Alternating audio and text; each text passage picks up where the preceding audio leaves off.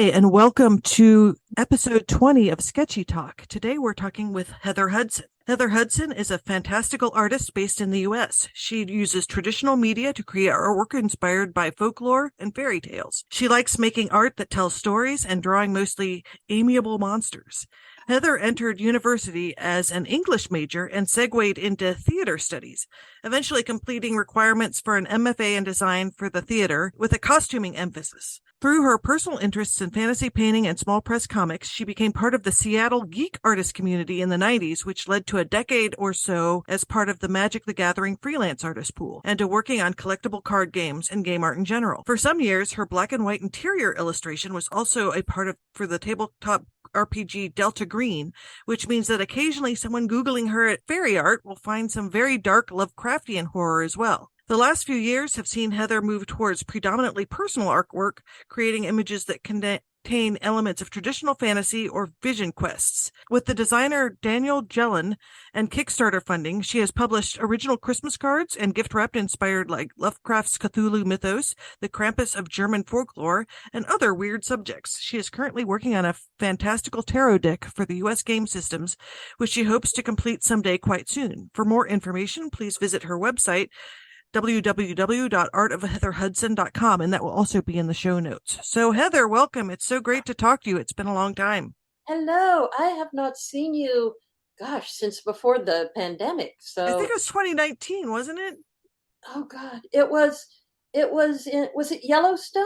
Yes, at the artist retreat. That was a lot of fun. That was so good. That was such a wonderful time. Um, Maybe one day again. yeah, we can leave our studios again now, technically. Yay. Um, yes. I have asked me a question because I have the urge to say, "How are you doing?" Which is not the point of this interview. Oh, no worries. I was very interested by your bio, how you started as an English major and then went into theater. Occasionally, one thing I love about the college where I teach is the art department is part of the like music and basically general arts, Mm-hmm. like music, theater, and visual arts, which where I went to school at University of Cincinnati, and the design, art, architecture, and planning school was totally separate. So it's kind of exciting that occasionally my illustration class gets a theater arts student, and they're usually very good. So how did you decide to go into English, and do you still write for yourself? Is that still a part of Oh, yeah. your practice? I I was actually doing a fair amount of writing and world building up until a point in the pandemic where I was contacted about doing a tarot deck, and I found that I could focus on the tarot deck or I could focus on my own world building, and I put the world building aside for a while, which I kind of regret. And I sincerely hope that some of that magic comes back once I finish the tarot deck and get that out of the studio and have time to start revisiting that world again. Because I do feel like in the long run, what we are going to be increasingly called upon to do as artists is to offer visions and worlds and visual storytelling, Mm-hmm. because I kind of feel like but not entirely because of AI, and you would know better than I about this, but the whole concept of illustrating, of interchangeable artists creating illustration for others is going to be diminishing as a way to get money out of art. And I don't know if that seems, you know much more about the illustration field at this moment in time than I do, but I'm feeling like increasingly artists who tell stories are going to be able to connect with a community when maybe artists without stories are going to be struggling a little more. That's just I my think in perspective. a way that's always been the case. I think being in control of your own intellectual property has always been, I think, a big asset if you want to have a creative career. I mean, Yeah. being able to kind of think on your feet is a huge asset to being, I mean, because it's always been changing. I remember when I first got into this, Hmm. illustrator friends telling me about when photography took over and they thought illustrators wouldn't have any work, or the beginning of the 2000s when people were freaking out because they thought that stock art was going to take over. I Hmm. mean, now AI to me is just another stock art. Hmm. And, to me, the biggest thing in commercial art, which is illustration, is always communication. And the problem AI art has is that it doesn't communicate without a lot of times it's easier just to draw something than to try Hmm. to attain like whatever sort of prompt you want to come up with. It doesn't matter how good it is. If you cannot Hmm. communicate, you're not going to be, and even when you do quote communicate, you're not going to get totally what you want. So I remember hearing an illustrator interviewed a couple of years ago, and she said the thing with stock art was that often it was cheaper and easier just to have someone draw something than to it's one of those things that no matter how you try to get around it, it always goes back to craft and being able to communicate ideas. And Hmm. I mean, since I teach illustration, I always tell people that your ability to come up with ideas is your biggest asset, not how well you can render or whatever. It's your ideas, it's your brain, and it's what you bring to the table. And that's why, some comic strips are super popular and they're just stick figures because it's Hmm. that combination of writing and drawing. And I don't know if you find that the case.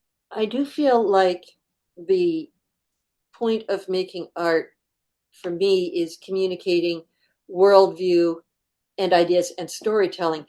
But I've never been quite sure how much of that comes from my own particular way of dealing with the world and making art versus another artist who might be more visual. Because if you, well, you saw the elevator pitch for my life history. I dropped into after being after being a precociously well-read child through most of grade school.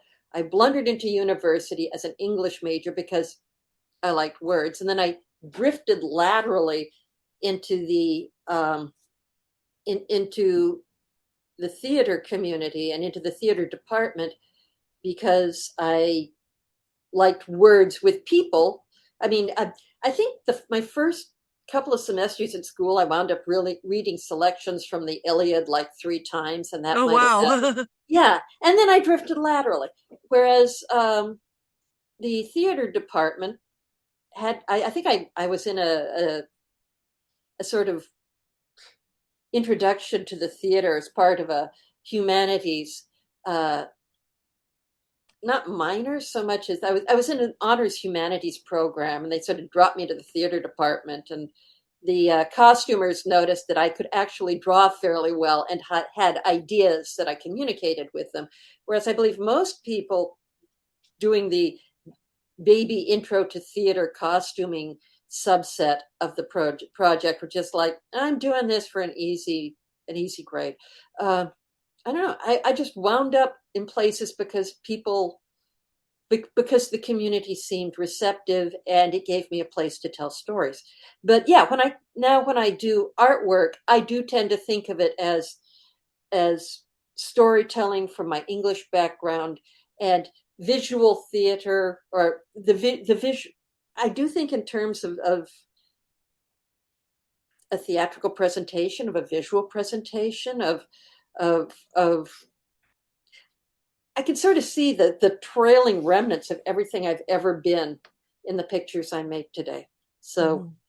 Well, that's but I that's don't know important. if Yeah. another artist would deal with illustration and picture making in the same way. So, I think very much so, because anytime you do any type of storytelling, whether it's comics or picture books or just even an individual illustration that's narrative, mhm, it is a stage set. I mean, you're looking at theater. I mean, they even say animators often will take improv classes to get mhm, the idea of how to act because you're drawing characters acting. And so I think it's a huge influence. It's actually funny because this is a second interview, the one that I haven't put up yet, but mhm, will probably be up by the time, well, obviously will be up by the time people listen to this. mhm. Also did a lot of costuming in theater. Do you still do costuming and sewing? Is that still part of your practice No, or? I actually I love designing costumes and working with the ideas that inform the process. but I was never a very good sewer. Um, Mhm. and so after I finished the work for my MFA, I had a discussion with my advisor, and uh, basically I walked away from theater at that point and never came back. Oh, And I've wow. always found that illustration is so much easier than theater because it's unstable, it's challenging, it requires weird and often too many hours, but I don't have to move across the country and actually build physical objects with strangers under stressful conditions. I found until well back in the 80s, I came to the conclusion that the US theater community was one of the most educated and most exploited communities of migrant workers active in America. And what I've seen in the last 30 or 40 years is that the rest of America has sort of moved to exploiting their educated working community in much the same way that theater did, where, you'd work them for 9 months and then you just say, whoop, well, we're closing for 3 months. Go do regional theater on this, go do summer theater or something. We'll see you in September. That's Um, so true. and now everyone is doing it. And I have to say, this is not an improvement. I would actually strongly recommend all of America stabilize, let people settle in one place, pay them regularly throughout the entire year, and try not to make people crazy with stress. That would be just lovely. I would love that a lot. I think But everybody would love that. I So bet they would. tell me a little bit of your journey from from being an English major to illustration. Was it just sort of you kept drawing and started doing your own zines, or where did your art? How did I get into actually making marks on paper? Yeah, Um, that's a good start. I would say point one was when I was taking an aptitude test after stepping away from theater with all the work done for my MFA that I never picked up the doctorate, the Diploma kind of presumably thing. at some point somebody wanted to give me a piece of paper and I never bothered to pick that up. So I'm pretty sure that I have it somewhere in the files of the university, but I don't know. But I remember I was taking an aptitude test and I was drawing dragons in the margin, and that was probably a. But what happened was that after I walked away from theater, I didn't know what I was going to do. Um, I was friends with an underground cartoonist named Donna Barr, who at that point was working with a very small uh, comics company called Moo Press. And I wound up volunteering to do paste up for furry comics for a couple years. Oh, Back, wow. back in the old day when that actually involved a waxing machine. And this was some years before the desktop computer totally changed everything people understand about publishing. So this was back in the old days, and I was coming wandering over to Moo Press a couple of nights a week, and helping do paste up on titles like Donna Barr's The Desert Peach and Stintz and oh god, some other titles which have completely and thankfully flown out of my brain. But that and I was drawing a few comics of my own very badly. Um, and I wound up hanging out with people and playing poker for nickels. Was it like every Friday night at another cartoonist's house? And that was how I happened to be in the room when Magic the Gathering started becoming a thing. I remember someone who actually worked at Wizards of the Coast, which at that time was in someone's garage or basement, came in and put the first box of Magic cards, or one of the first boxes, one of the original sets of Magic cards down the table. This is going to be a thing. We're taking this to Gen Con. We think it's going to do great. Um, and it was about that time that I started sending my very extremely noob portfolio um, to the art director at Wizards of the Coast. And I heard back from him that, yeah, we certainly want to use you eventually.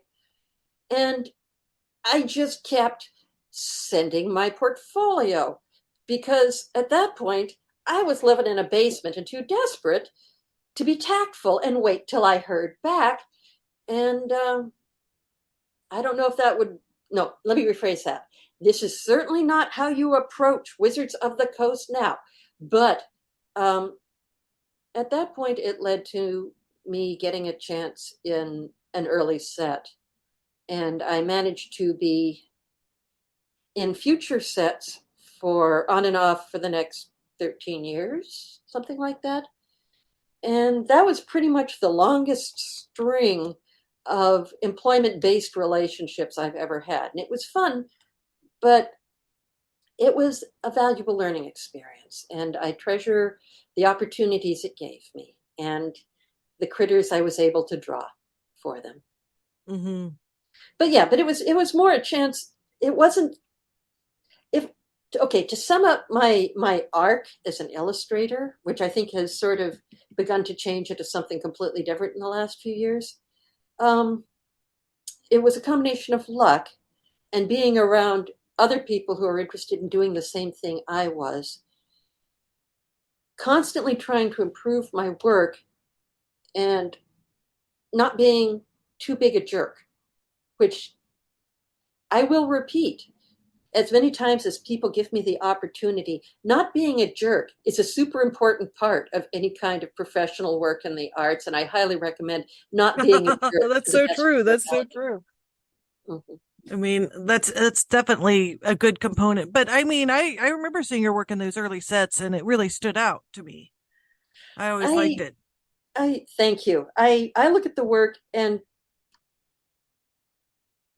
because I've had 30 years of looking at my own work, I have learned to cherish where I was trying to go.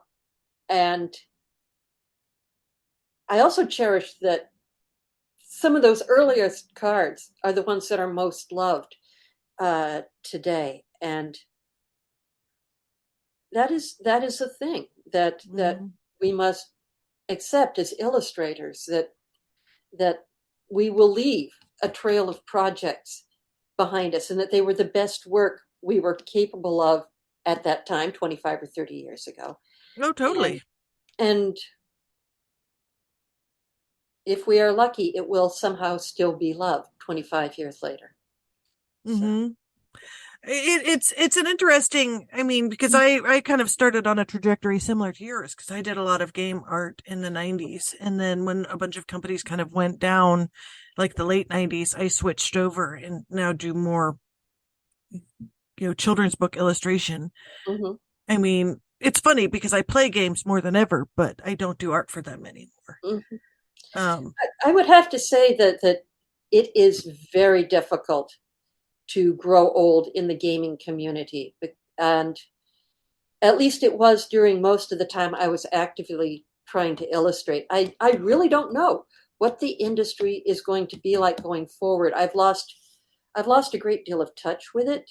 mhm. I am not really an active part of the um, tabletop gaming industry at this point, but it is my impression that it has not gotten any easier to grow old in that community. And I would say that at a certain point you start looking for new slash additional directions where you can maintain copyright, for example, or at least Mhm. be paid outrageous amounts of money for transferring all rights to a client. Oh, So, totally. I mean, I think a lot of it is, as these industries change and sort of how they're produced. I mean, there has never been a time, I don't think, when games have been bigger. I mean, they're huge, way more than they were when we started. I mean, I think that I love fantasy art a lot, but I'm more tempted to do stuff just for myself than to do stuff for a lot of, because like you said, a lot of it's low pay and it's not really necessarily, I mean, a lot of times art in games is mostly cake decorating in a lot of ways, um more than integral to the gameplay. And so I think that a lot of times people that are game designers, like, the art is almost an afterthought in a lot of ways. I shush, The cat cat. agrees, Cat agrees. Um, or maybe not, I don't know. I think what the cat wants is the heater. It's kind Ah. of cold here this morning, and I've got the heater on in the studio. Mhm. Um, it is interesting watching different communities relate to AI generated imagery. Mhm. Um, and in some ways, just a touch heartbreaking, realizing that writers and creators who would not use AI themselves and or would not would not approve of someone else's of their own work being the source of AI material consider image making with AI a delightful possibility. And I think in some ways it can be very difficult to remember that other creators dislike being exploited as much as writers, for example, Mhm. or presumably other communities. Although my I'm trying to imagine a situation in which an illustrator or an artist would try to generate an intellectual property using AI, and I can't do it. But I have seen examples of traditional writers feeling delighted to be able to do covers or image boards or or other visual things using AI, and it's interesting. And I suppose that the one of the beauties of science fiction stories is that they have always made us question our preconceived notions of what is normal and correct and reasonable. But I hadn't expected to be living in a science fiction story so soon before. I would much prefer to exchange this whole AI kerfluffle for like flying cars. Although honestly, I don't think humans can be trusted with flying cars. I think we can barely be trusted with street based cars. But yeah, the nature of science fiction is science fiction is here, and it's much less fun than I dared to hope for.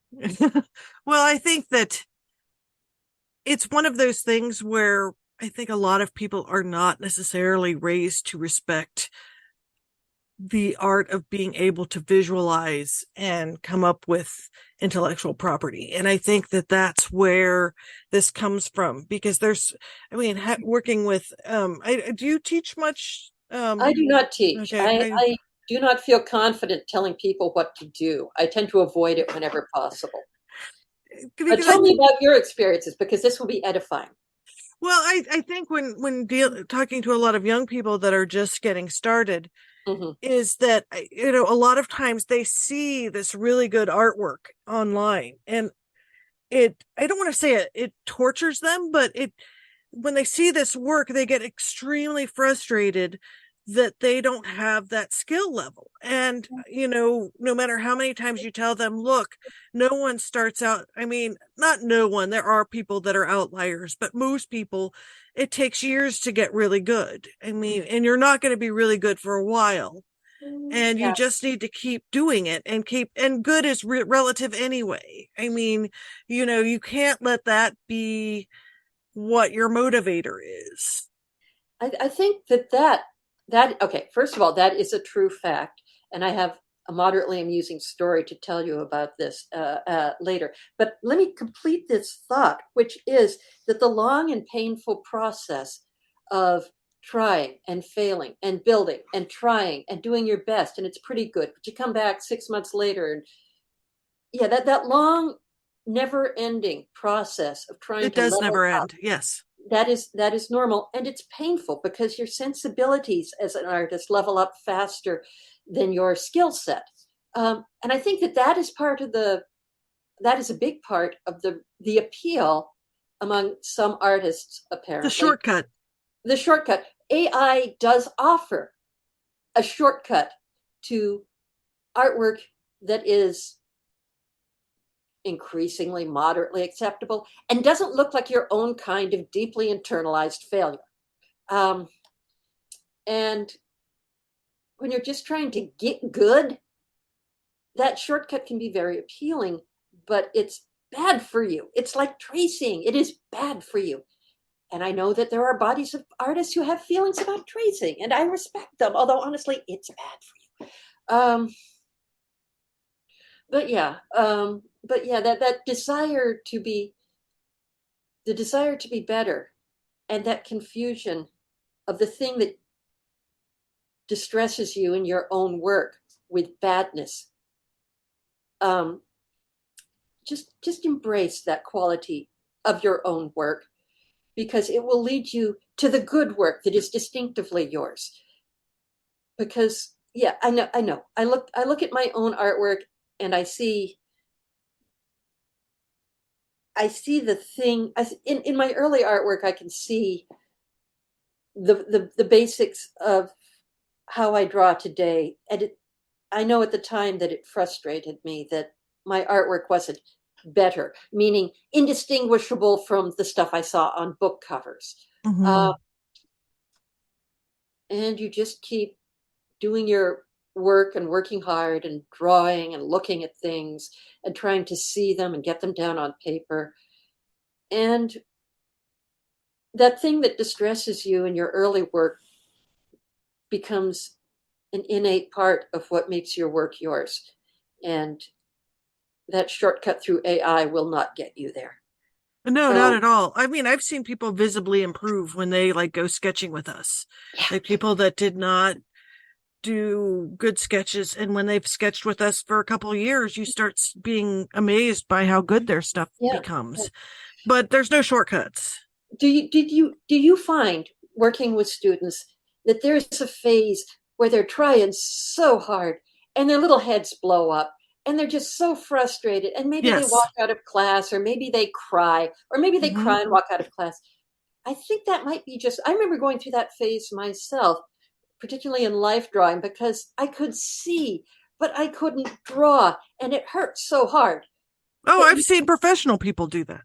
yeah, but you just I mean, keep it's trying. hard. It's hard. It's just it's never easy. I mean, that's what I tell people. It never gets easy. Yeah. I I mean, feel, yeah, I feel like but you have to repeat that experience over and over mhm. until you can just say, yeah, this is the incredibly frustrating part. I know this part. This is how it goes. And you go on through that the same way that artwork will get to a point where it sucks, but you know from 50 previous paintings that it just does that at this point, and that just means you go on to the next phase. Yeah, It's, well, I mean, I think that's the thing. Be in a world where everybody sees like time lapses and finished art and reels and stuff. It doesn't show like the endless hours. Like there's some paintings I work on for some of these books, and it's like I'm like, why am I still painting this a week later? And it just takes that long to do everything. There isn't a quick way to make it look good. It just takes as long as it takes. And every project is different enough that it's hard to quantify how long it will take you to get it where you need it to be. it is a sad fact of life that ripping the painting off the table and throwing it out the window will not finish it. No. That no, although stepping away for a few minutes of sitting under Yes. a cat, Take a rocking walk. back and forth, reading a Euro comic might actually help a little bit more. Um, yeah, I remember, and I don't know if this is a thing that people say these days. You tell me. But I remember back when I started doing game illustration, I would hear other artists say something along the lines of, well, they're only paying me $50, so I could only work on it for half an hour, so this is what they get. And it was my take is that that was not a good thing, because you 30 years later that art would still be circulating and it would still suck. And yeah, that's one of the things I learned doing gaming, that even if you're not being paid reasonably for the hours that wind up going into it, you kind of have to do the hours to level up, and so that you don't have a terrible, horrible, no good piece of art circulating on a card or in a book Mm-hmm. for the next 30 years, because that stuff never really goes away. It's like the Mm-mm, internet, mm-mm. it never really goes away. So I don't know if that point of view has died, or if there's still people saying, well, they're only paying me for half an hour, so this is what they get. Well, I think a lot of people don't, I mean, because I don't think that the main thrust in art schools is how to make a sustainable career. I think some try. I mean, I try to talk to in my class, but I mean, I'm not it their major is not illustration, but it's people that are interested. But I try to talk to them about taxes and invoicing and how much time and how much to charge and how to Mhm. value your work, just because I feel so many people have told them that their work has no value, that because I tell people, by the time someone contacts you to do artwork, they really love your artwork because they've chosen it out of so many people, Mhm. that and you have leverage. You can say you you can say have a say in what you are paid for something. And I also tell them that if they can't afford to pay you what it takes to do the job, you're better off doing something for yourself than taking that $50 piece of art. But I didn't follow that much as a starting out illustrator, but I think it's gotten more dire since then. Although I will say that the rise of the internet has provided a reasonable, okay, maybe not reasonable, maybe nothing is anything reasonable anymore. Who can say really? But back when I was starting to make art, if you wanted to get your artwork seen, this was Mm-hmm. before the internet. Oh So yes, I remember you those were, times. yeah, you getting your artwork into lousy little books at least gave you experience and a tear sheet that you could Mm-hmm. physically mail to someone somewhere who might theoretically contact you someday. Um, Whereas now, at least until recently, you could do your own artwork, you could post it on a site, you could turn it into t-shirts, you could sell prints. Although part of the heat death of social media that we're going through right now is that the previous platforms that you could do that on are all trying to wall off their gardens, They are trying are. to turn themselves into walled gardens where you're trapped, where you're paying them money. And I don't think that's sustainable. I don't think they can have long-term relationships with artists if they do that, because they're going to kill off the artist, because the artist is either going to go elsewhere, or Mm-hmm. they're not going to be able to afford all the new charges, and it's going to kill off their artwork. So I I think don't that know. I think it's probably a natural outgrowth of this sort of where everybody's just suddenly trying to monetize everything. And you know like we talked before we started recording, you're going to see the death of a lot of these things and new stuff come up. What will Yeah, be the next thing that sustains people is hard to say. I mean, I think that you always have had people that want to be the what do you say, gatekeepers of things. And it's interesting now because publishing is really going through a flux that I don't know if they saw it coming or not, but you know, it used to, when I started out doing children's books, it was really taboo to self-publish. Like hmm, it was considered vanity publishing and evil and don't ever do it. Comics never did that. Comics always had a strong self-publishing thing. But now what's happened is everybody that worked at publishing houses has been laid off. And so hmm, now they freelance help people publish their own books. And hmm, so groups like SCBWI have really changed their tune and done a 180, because publishing has now become something anyone can do. hmm. Um, Kind of like comics or whatever. And it's really changing like the way I think publishing will eventually just be curating stuff that's popular, people independently publish, because publishers have never had good publishing models anyway. Mm-hmm. And I've always known tons of artists that have been dying to get like a literary agent.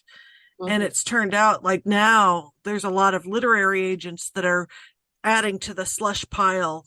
It used to be like they said, you have to have an agent to submit to Mm-hmm. which fill in the blank.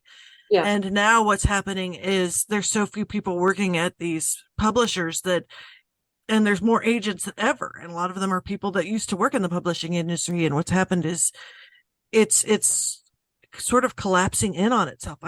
But so it's a time of great opportunity, but it's also a time of change too. Yeah. It's totally, and I think that's true of a lot of industries. I feel like if I was a young artist, heavens, if I was an artist of any age, find communities and be active within Exactly. them because only by sharing information will we survive.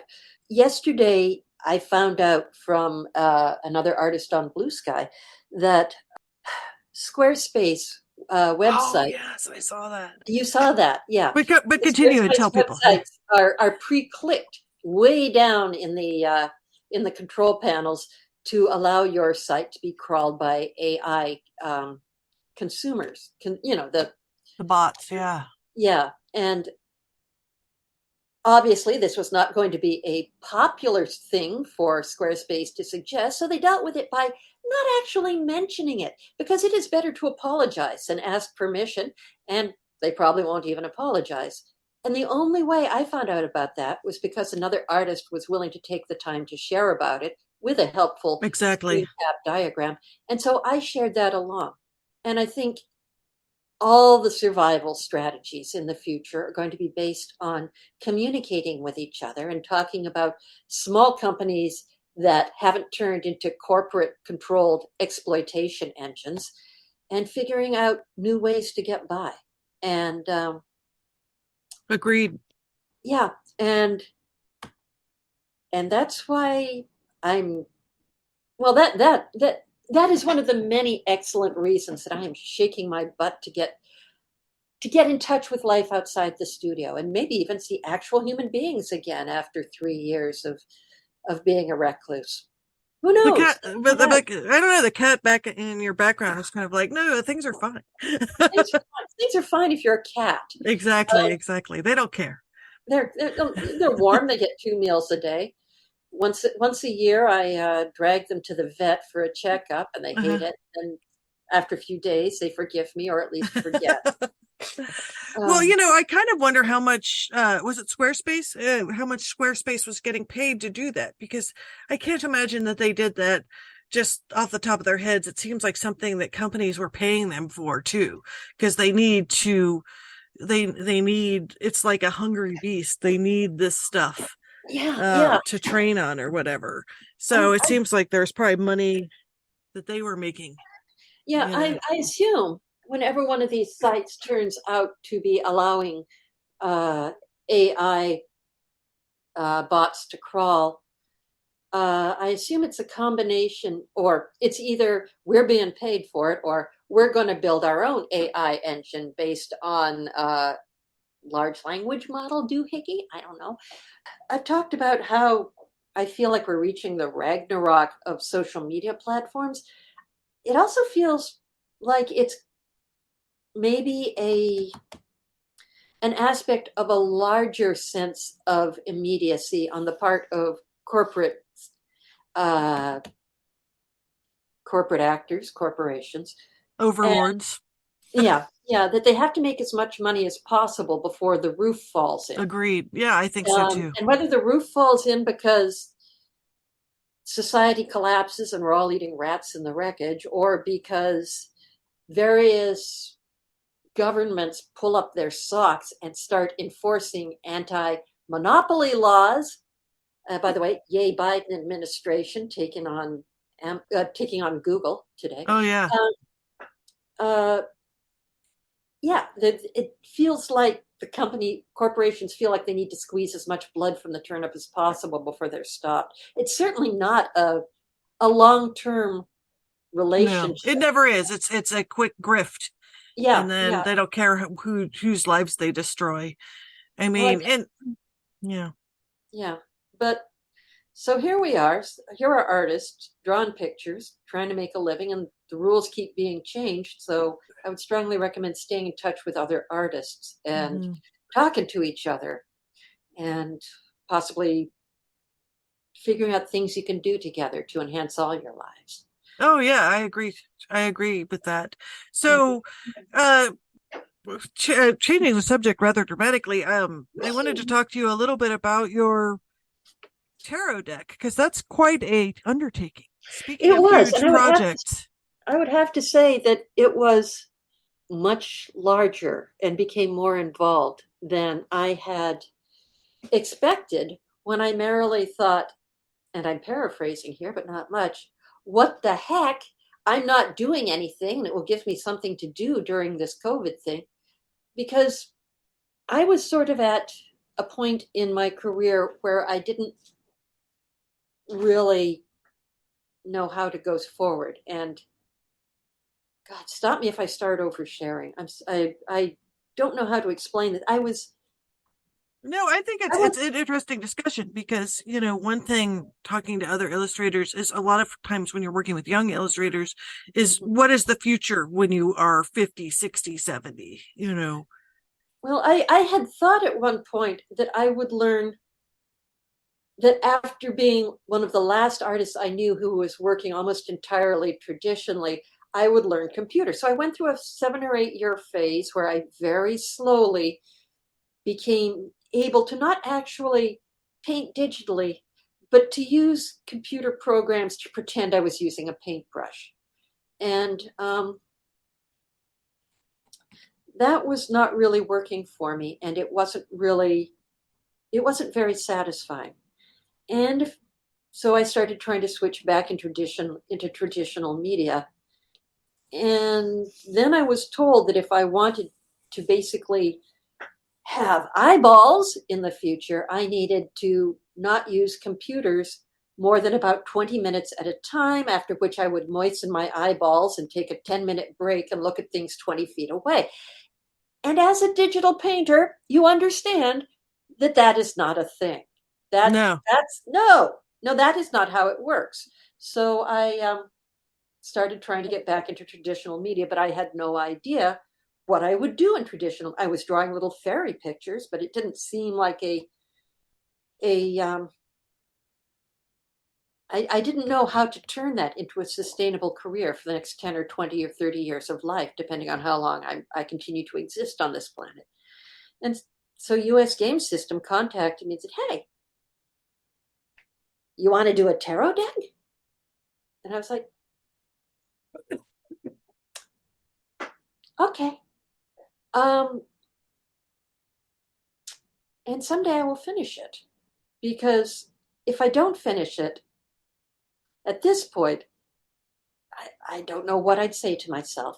How It many will be done. paintings do you have to do? How many paintings left? How many Oh, paintings were there and how many do you have to do? there are 78 cards in a tarot deck, and I need to come up with some kind of back for the tarot deck, for the tarot cards. I think I've got like maybe 12 left. Mm-hmm. Um, it, I am working stupidly large, and I'm working in watercolor, and I do not use an ink pen. I do not have that skill set. I do not. I admire that skill set. I would like to play with that skill set, but I do not want to base my life around that skill set.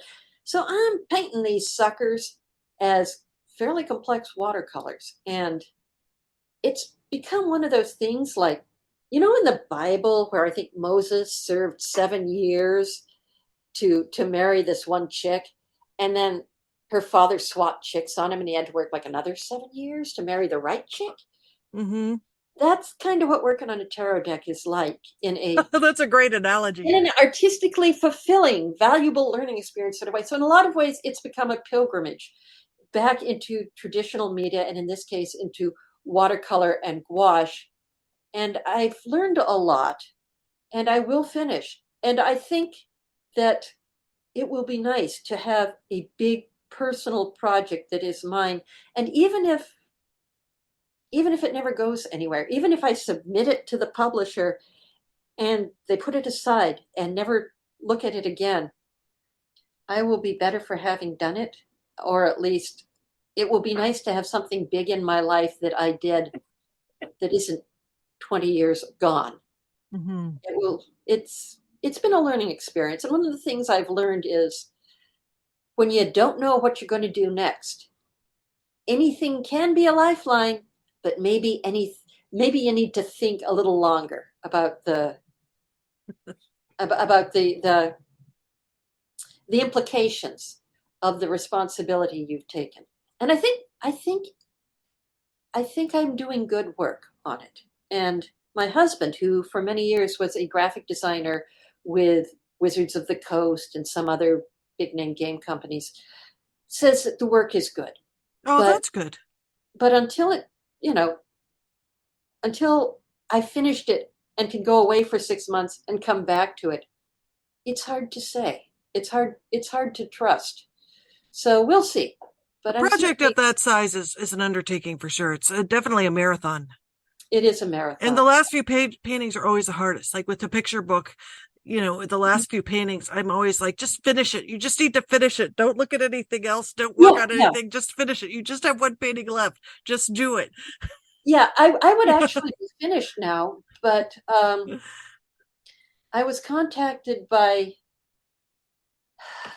uh, an old client of somewhat large size for several projects. So I stopped working on the tarot and went and illustrated these projects for them. And most of them immediately vanished into the corporate edifice and might someday be seen, or maybe not. I don't know.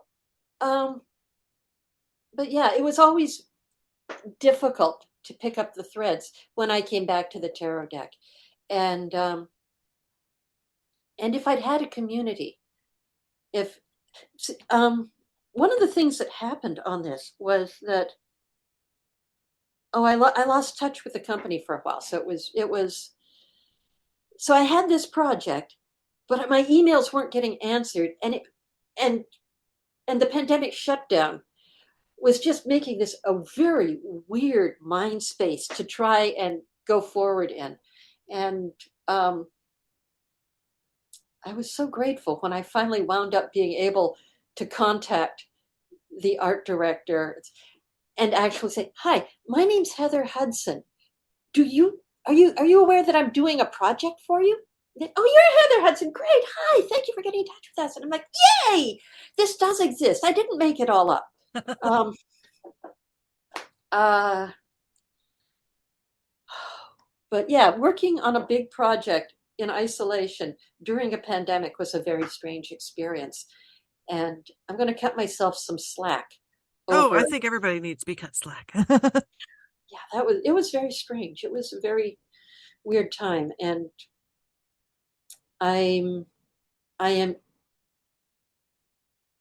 I am excited to entertain the possibility of contacting other human artists again.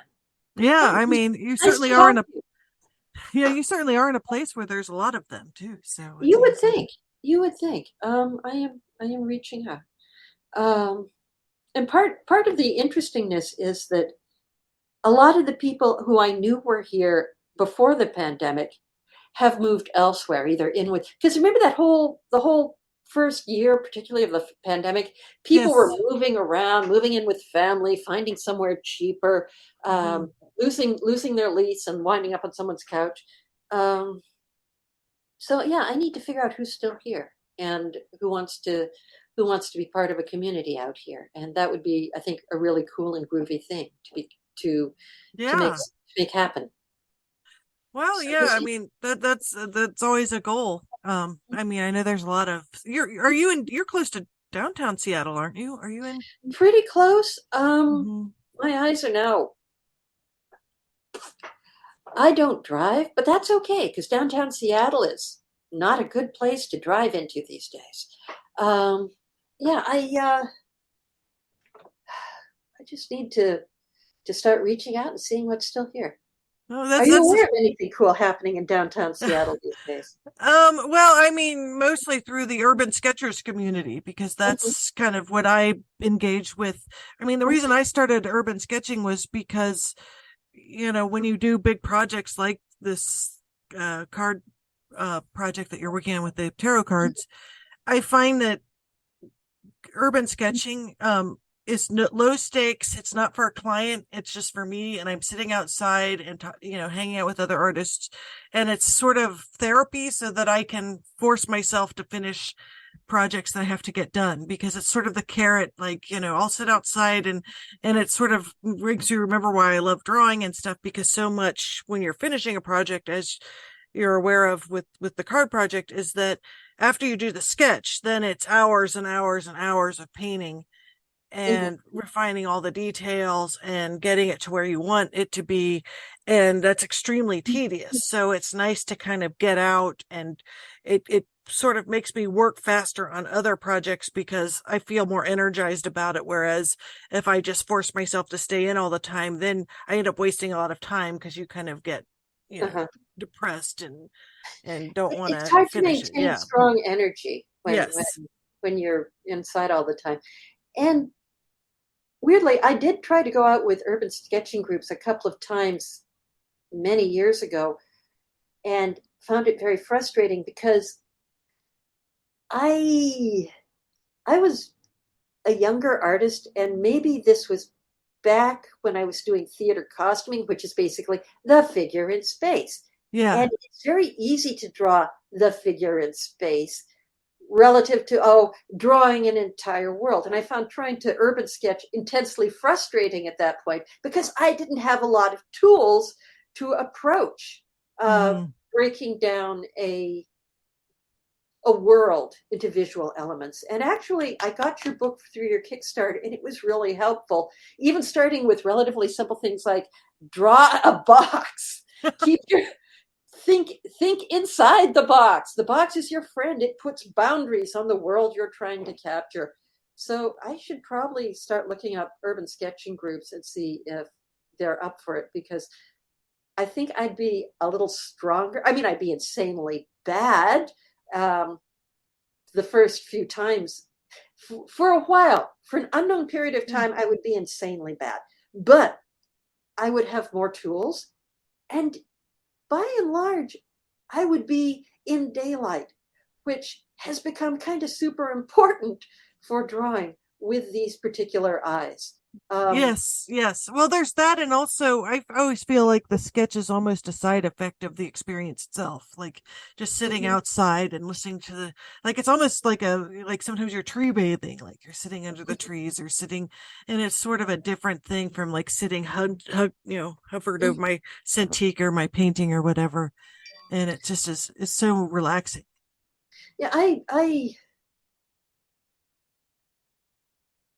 I remember in life drawing, um, there were times when you just kind of lose yourself, That's and there'd be exactly this what it is. intense Yes. joy that you and the model were doing this mental dance where they were there and you were drawing, and you could sort of see them in a way that was almost feeling the shapes, and it was magical. And it would be lovely to have that feeling back in my life. And Hmm. it could be about a tree or a building or a Hmm. statue. Or But life drawing again. Just find a place that does that. I mean, yeah, but I yeah. need more light. Um, Yeah, and that's true. Some of them are not the best. we'll see. I'll look around, but I think that maybe doing more. I am looking forward to doing more drawing outside this summer, and that'll be Hmm. really fun. Uh, So tell me a little bit more about like doing this tarot deck. Also, did you add a lot of your own flair to it? Have you done as a former literature major, I totally did. I totally you did. totally geeked out?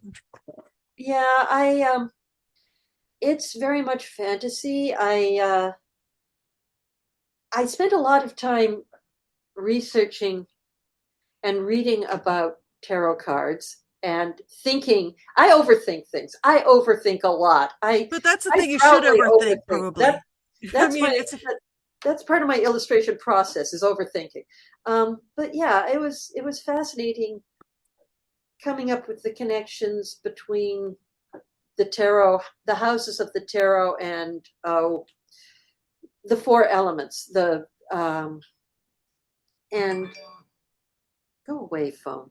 Um, yeah, I it's basically mine. The I I have notes and ideas. Part of finishing up the tarot deck will be turning all my notes and ideas and outlines into the information for the tarot book, because I am dangerously my own text writer as well as my own illustrator, which I was going to ask about that because that's yeah, a big part of it. I had total freedom over this thing, which was, I think, in retrospect, both a good experience to have, and a way in which I lacked a set of guardrails that being a traditional illustrator for someone else's project uh, very, very definitely offers. And I think I think it will be cool, unless we'll see. We'll see. I think it will be a creation of absolute sheer genius, but we'll see how the world actually sees it. What card did you find the most interesting to illustrate? Was there something or a suit, or did you Oh like doing the gosh, wands or the the pentacles, because the house, the suite of pentacles is about work and craftsmanship, and I could relate to that very easily. And in many ways, I found that the easiest to conceive of. The House of Cups uh, is kind of was also relatively accessible, um, because it's about emotion and feelings and approaching things in an emotional way. Uh, air. Let's see, the swords and the wands were a little more challenging for me, because the sword, the house, uh, the suite of swords is about power and control and aggressive energy. Uh, and the wands are associated with fire and are kind of a big dick energy. I don't know the tactful way to put that. Mhm. But it's about I found both the swords and the wands to be dealing with the kind of the kind of thoughts and feelings that I am less comfortable working with. And it took me a while to concept images for those that weren't expressing negativity. Because just because I feel like certain things are not entirely cool and groovy doesn't mean that in another person they can't manifest in cool and groovy ways. And in a lot of ways, this gave me um, a lot more respect for the illustrator of our best known tarot deck. I The think her name white what's her Patricia the Smith. Is that isn't her name something white deck? Oh God, traditional tarot deck. I'm Yeah, let me afraid that look it up. It's yeah, the it was two old guys from the Golden Dawn, and and the then lady. They added and her the name. lady who was like a theater designer and just sort of free range creative person of her day. I think she did a couple of children's book as an illustrator. Rider Waite. Uh, But now I think they add her name too. yeah, a lot of places do add her name to it. Yeah, now it's the Rider Waite Coleman deck, really. Oh, okay, I think her name is Patricia Coleman, but Yes.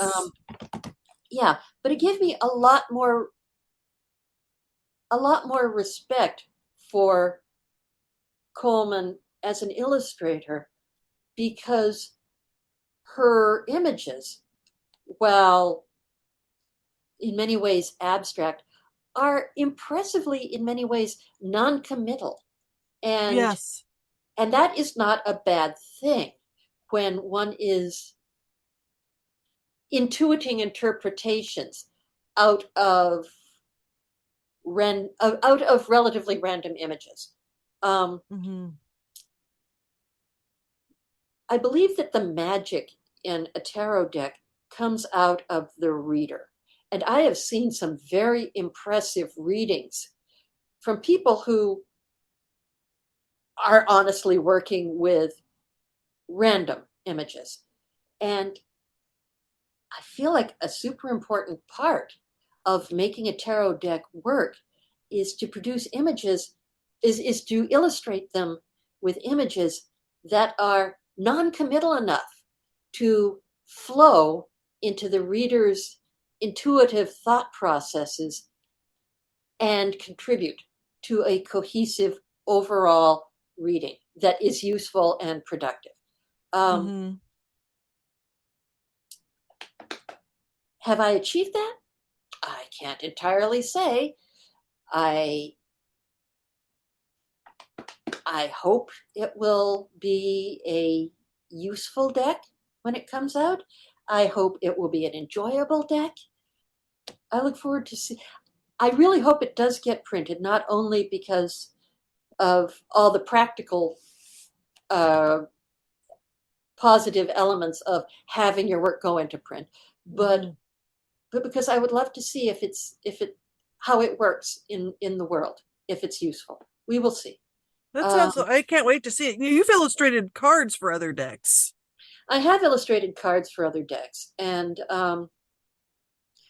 I I kind of cherish that one of the few at one point the uh, the mods of one of the decks I worked on published my card for I think Five of Wands, which is short form. Five of Wands is conflict between equals, which is unresolvable because everyone is sort of fighting at the same weight, and so nothing gets done.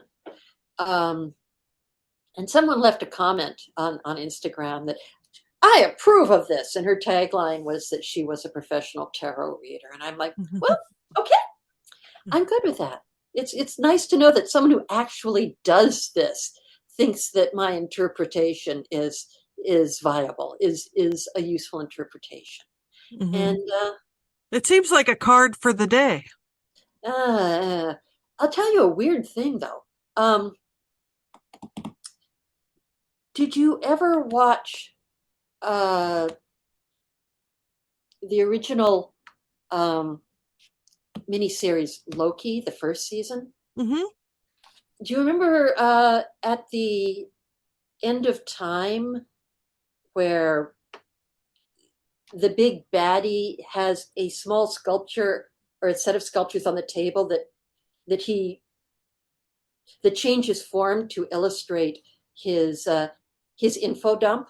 Hmm. At one point, one of the sculptural groups that the thing shapes into looks very, very much like the Five of Wands that the Oh, interesting. equals battling, and because everyone is roughly the same weight, no progress is made. And I was like,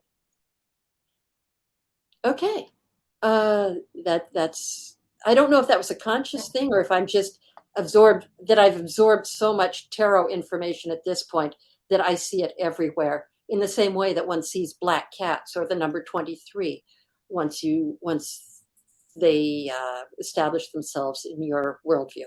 I don't know. Did starting to do the illustrations, were you interested in this subject before, or has it just been, I mean, a lot of times as illustrators, we learn about stuff we've never really thought out. I mean, at least I have. I'll get an assignment. I don't really know that much about some of the subject matter, but then learn a lot about it. I would have to say that I had never expected to wind up uh, doing or working in the tarot niche. Um, I really do not want to know the future. I have zero interest in predicting my own future of those or those of others.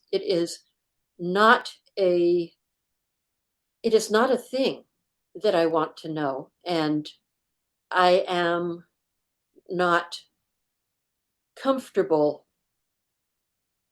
in a world where anything more than the subjective and intuitive processes of the human mind are in play. Um, but once again, as so much of my life has been, it was a community, and I know enough about myself to know that I function best with a community. There are fabulous artists who are entrepreneurial and they go forward and boldly forge a path. And that is not a skill set that I have, I'm afraid. So you like collaborative projects mostly? I like collaborative projects very much. That's awesome. Yeah. It's so nice, and that has that has always been a part of my life, and I suspect that it always will be. Oh, I mean, I love working in collaborations, so I get where that's coming from. So once you finish this really magnum opus, it feels like, where do you see? You said you were kind of redefining your direction. What do you want to do? It would help if the world would figure out what it wanted to do next. um, I I really I know that I want to continue to build communities and interact directly with the people who relate to my art. Um, I would love to return to writing and try to finish building out my world and publishing an illustrated chapter book of stories from that world. Um, I would love to be part of artist groups to create standalone art, but also have the comfort of a community of friendly artists so that we could all support our work together. But I can't really say I will definitely do this. I will definitely do that because I'd love to illustrate books, but I don't know what kind of a market there will be for book illustrators, particularly book illustrators who do not work digitally and do not have the turn everything blue ability. I don't know if that's still a thing. There was a period as illustration was transitioning from predominantly traditional to predominantly digital, where the rate per image and the turnaround time per image dropped significantly because it was assumed that if you were working digitally, you weren't quite just push a button and it spits out the art turnaround time, but it was close. And I'm not sure if the publishers that will be left standing in a few years are going to be willing to pay the rates and build around the turnaround time that people like me need for projects. I really don't know what the world will be like, and I guess I'm going to have to go out there and talk to people and see what their experiences are. I think there will always be a need for hand done art. And, having worked both probably these days, I kind of alternate books between traditional and digital, depending on what they are and stuff. And I find that digital is no faster. I think that when you talk about the only thing digital is faster, and it's the same with traditional too, is making changes, because once it's in layers, it's pretty easy to move stuff around and stuff. But getting to there, there's not a difference in time because you're still designing and constructing image. I think that that's one thing with the AI thing is that they kind of are wanting, like you said, a magic button that you don't Mhm. have to think about it. And until I don't even know if something that read your mind could produce exactly, because I think one's mind is so muddled. I think that one thing that they forget that artists do for you besides is your mind is not necessarily that clear. You can't visualize it. So that's why you hire an illustrator to do it for you. And a lot of times people are going to find it unsatisfying what they're getting with whatever their prompt is, Mhm. because it's still not necessary. It all comes down to communication and proof of concept. And if you can't do those things, I think that it's a waste of time. It's a Google search, or whatever. It's not going to be. I think you're still going to have there's always going to be a need for people that can think and visualize.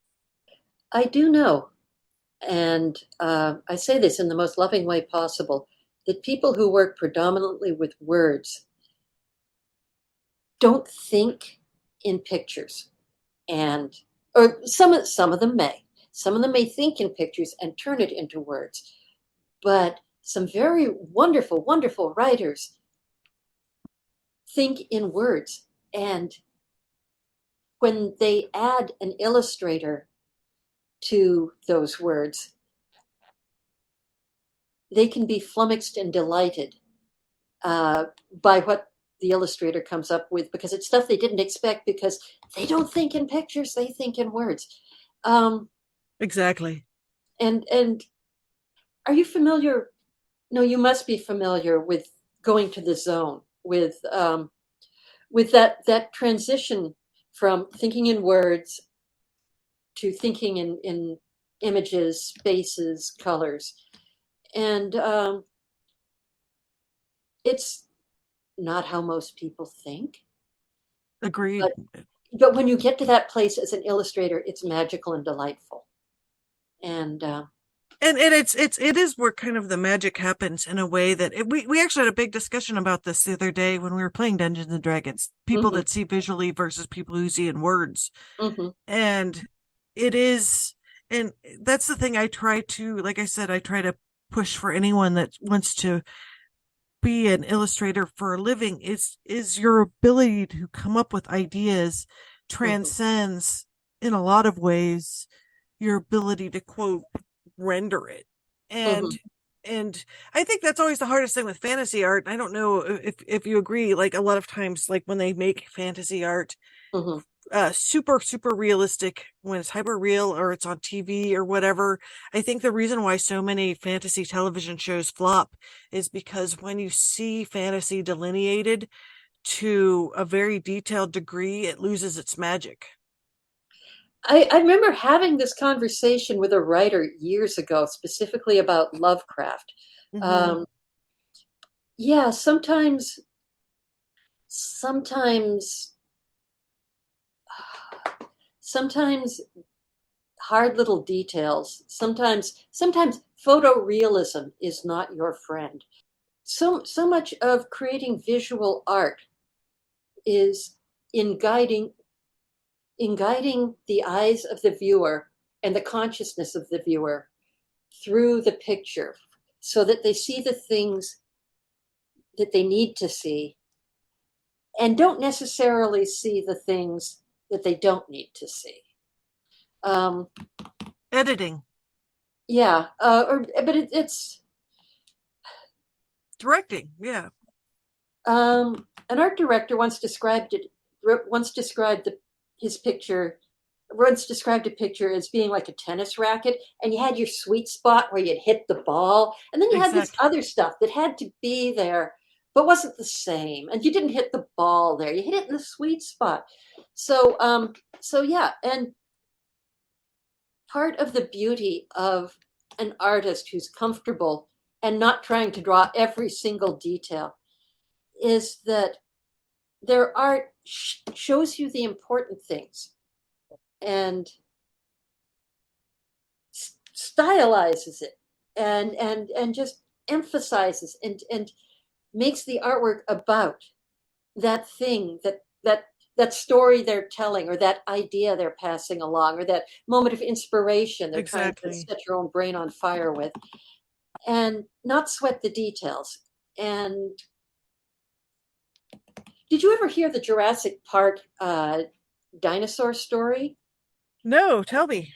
Oh God, this is a story from the life of Phil Tippett, um, who was who is a god of animation. It started out in stop motion animation. I think he might have originally started training under Willis O'Brien, the Oh, guy who, okay.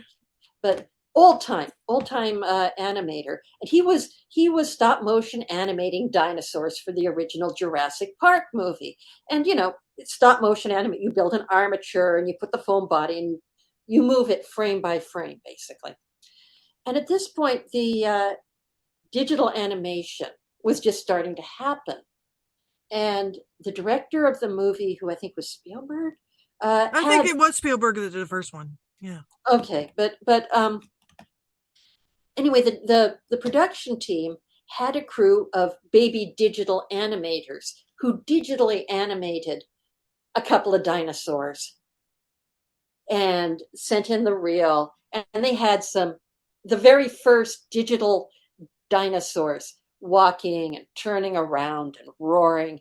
And in Phil Tippett's account, he looked at that video and thought, there goes my career. That's the end of it. And he was off the movie. And then a little while later, he gets contacted by the team, behind by the production team, and they say, how'd you like to come back? Oh, wow. Because the digital dinosaurs, they didn't feel, they didn't. So Phil Tippett wound up coming back and sort of being the lead on making digital dinosaurs actually feel dinosaur-y. So yeah, um, careers may change, but the thing that we do is basically telling visual stories. And as long as we can find a way to have people pay us for that skill, whether it's doing fairy art or whether it's making one unique, one of a kind imagery that people can hang in their home, or inspiring teams of animators, Mm-hmm. um, there will be a path forward. But life will change. That's one of the things. If I had to give advice to a young a young artist starting out, I would say avoid debt as much as possible and be prepared to change. Be prepared for change. Things are going to change around you. What you expect to be the path forward will have mutated out of recognition, but within 10 or 15 years. So just be prepared. The That art that's That's it. Yeah, that's a good way to end, actually. How can I people know. find you? Yeah, that's a great sort of ending sentiment. Well, So where I hope that this is helpful, or at least Oh, it's amusing. wonderful. Yeah, and where can people find you? Besides, we have your Um, website at the beginning and that will be yeah, what are your I am socials? online as www.artofheatherhudson.com, one word. And I am on several platforms, although at this point, I'm not sure which ones are going to be the dominant one. At this point, I'm on Blue Sky as, I think, Art of Heather Hudson. And you can generally find me somewhere on Facebook. But other than that, things are subject to change because, good Lord, the digital landscape is slightly chaotic these days. But Well, thanks so much for joining. thank you so much for inviting me. Good luck, and I hope to talk to you again in future. Not in a